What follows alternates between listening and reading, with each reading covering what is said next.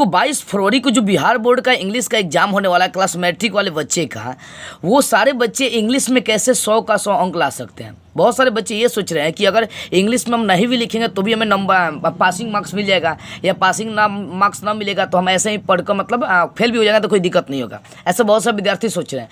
लेकिन मैं आप लोगों से कहना चाहता हूँ कि अगर मान लीजिए कि आप इंग्लिश में फेल हो जाता है, ठीक है ना, इंग्लिश में 30 नंबर, क्योंकि बहुत सारे बच्चों को मैंने देखा है कि वो इंग्लिश में बिहार बोर्ड में नंबर जुड़ता नहीं है, जिसके कारण से बच्चे इंग्लिश को सीरियस लेकर चलते नहीं। लेकिन अगर कहीं नौकरी लेने जाओगे, वहाँ पर इंग्लिश का नंबर में अगर फेल देखेगा वो पासिंग मार्क्स भी अगर इंग्लिश में नहीं होगा ना, तो वहाँ पर आपको दिक्कत हो सकता है।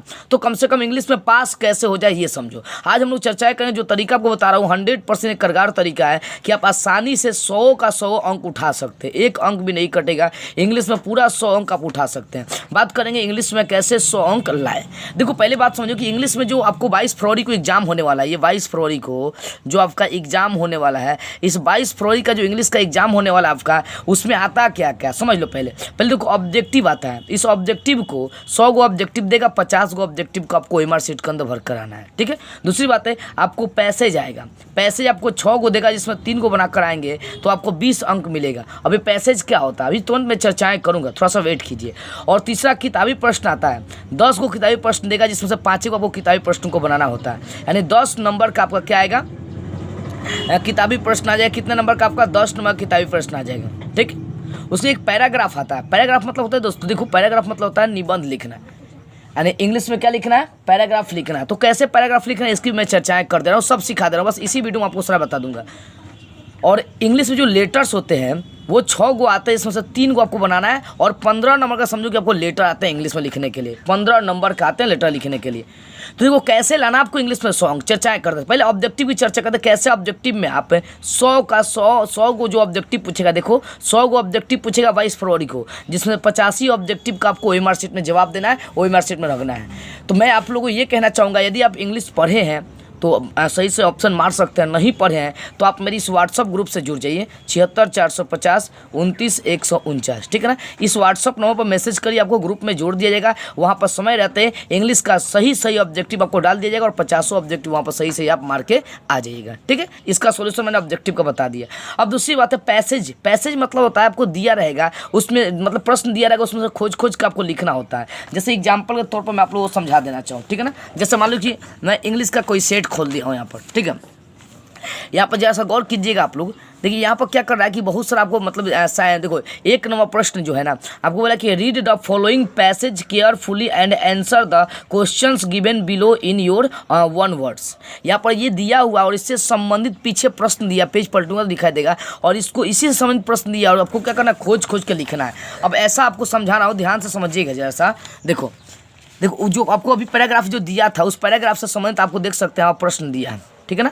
यहाँ पर 1 नंबर 2 नंबर 3 नंबर, ठीक है। तो 1 नंबर में 2 गो प्रश्न, जैसे 1 नंबर पैराग्राफ देखे उसमें 2 गो दिया रहेगा, उसमें से आपको मतलब अथवा में भी एक दिया रहेगा, तो या तो 1 नंबर का बनेगा तो 1 का अथवा बनेगा। 2 नंबर में वही कंडीशन होता है, आपको ऐसा पैराग्राफ जो पहला जो होता है बनाने के लिए वो भी 7 नंबर का होगा।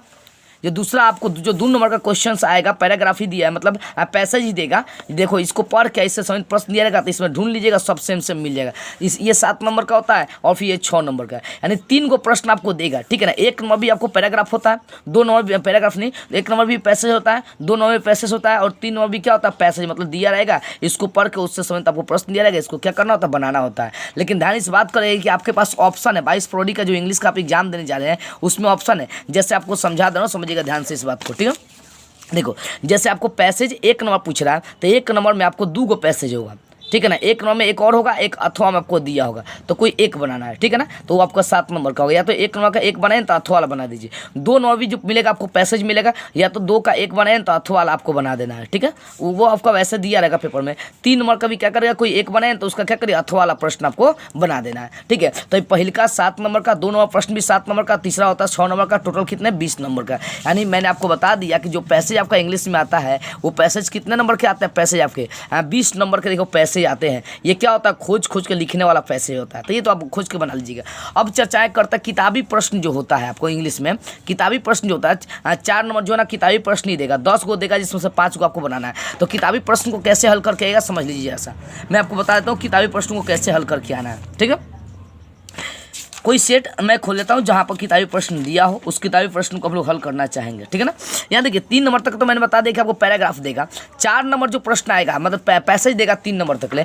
4 नंबर देखिए क्वेश्चन यहाँ पर दिया है, बोला है कि answer any 5 the following question, मतलब किसी निम्न में से 5 का आपको आंसर देना। 10 को दिया रहेगा ऐसा, उसमें से 5 को बनाना है, ठीक है। मान लो कि 4 का आपको ए नंबर प्रश्न बनाना है, किताबी प्रश्न नहीं है, ठीक है। अब मान लो कि वो 4 का ए नंबर बनाना था, कैसे बना कर किताबी प्रश्न को ये बता रहा हूँ, ठीक है।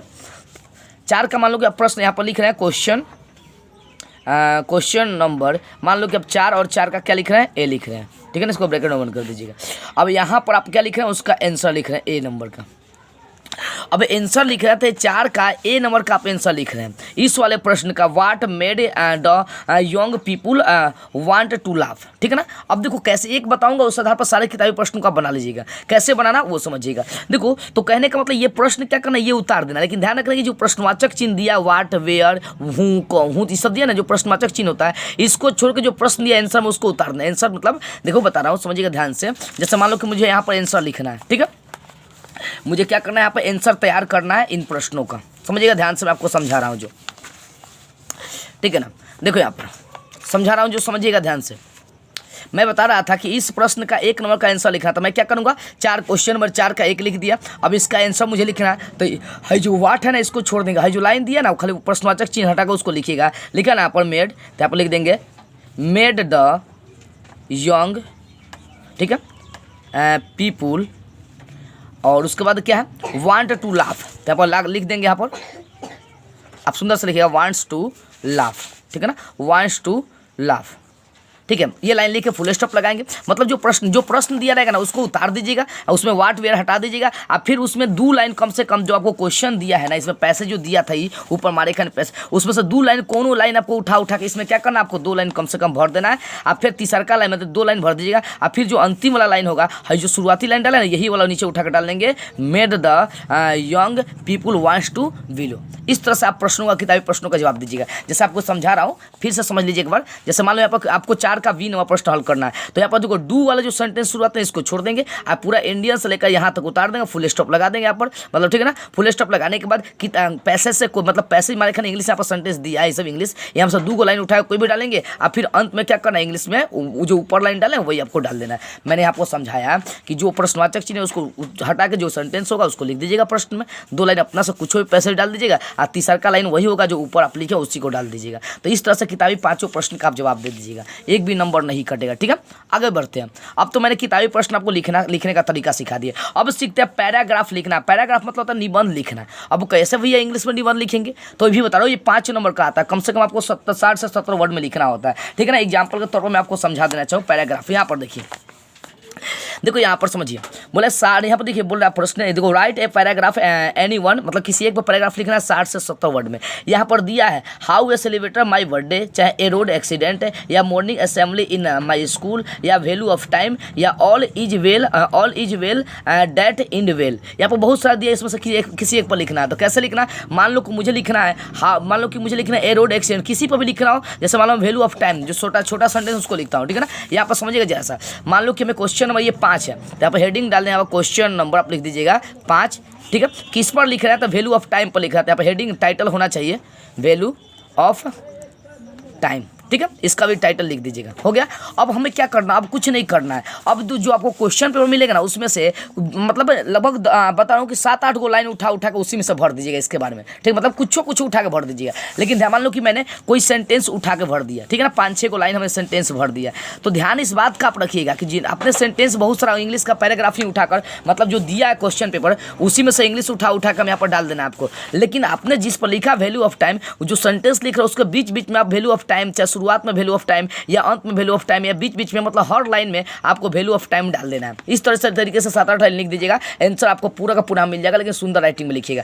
मैं जो समझा रहा हूँ उसको समझिए ध्यान से। देखो वैल्यू ऑफ टाइम पर लिखना, वैल्यू ऑफ टाइम टाइटल, और 7-8 लाइन जो है आपको जो क्वेश्चन पर मिलेगा उसी से कोनो इंग्लिश का लाइन डाल लेना है, उठा लेना है। और उसमें ध्यान इस बात को रखना है कि प्रत्येक लाइन में कोशिश करिएगा कि जिस पर लिख रहे हैं उसी को बीच में, ना तो शुरुआत में। अगर शुरुआत में पहला लाइन में जो रहता है, अगला जो लाइन लिखे उसमें बीच में डाल दीजिए, मतलब बीच में चाहे अरिया आप आपको क्या वैल्यू ऑफ टाइम डाल देना है। तो इस तरीके से आप तैयार कर दीजिएगा, आपका हो जाएगा पैराग्राफ तैयार हो जाएगा। ठीक है, पैराग्राफ इस तरीके से लिख सकते हैं। अब देखो इंग्लिश में जो लेटर्स है इसको लिखने के लगभग 6 गो आएगा, आपको 3 गो लिखना है। तो ठीक है, मैं एक डिस्क्रिप्शन में एक लिंक दे रहा हूँ, लेटर लिखने का एकदम सिंपल तरीका बताया हूँ, उसमें लॉजिक से लेटर कैसे लिखना है इंग्लिश में। ठीक है ना, उसको उस वीडियो को देख लीजिए, उस वीडियो को देखिएगा ये आपका तीनों 15 नंबर का बन जाएगा। ठीक है ना, तो इस वीडियो को जरूर देखिएगा। बस सिंपल तरीके से अपना नाम पापा का नाम याद रखना है और इंग्लिश में लेटर आप देखिए कि मार सकते हैं कैसे इंग्लिश में लेटर लिखना है।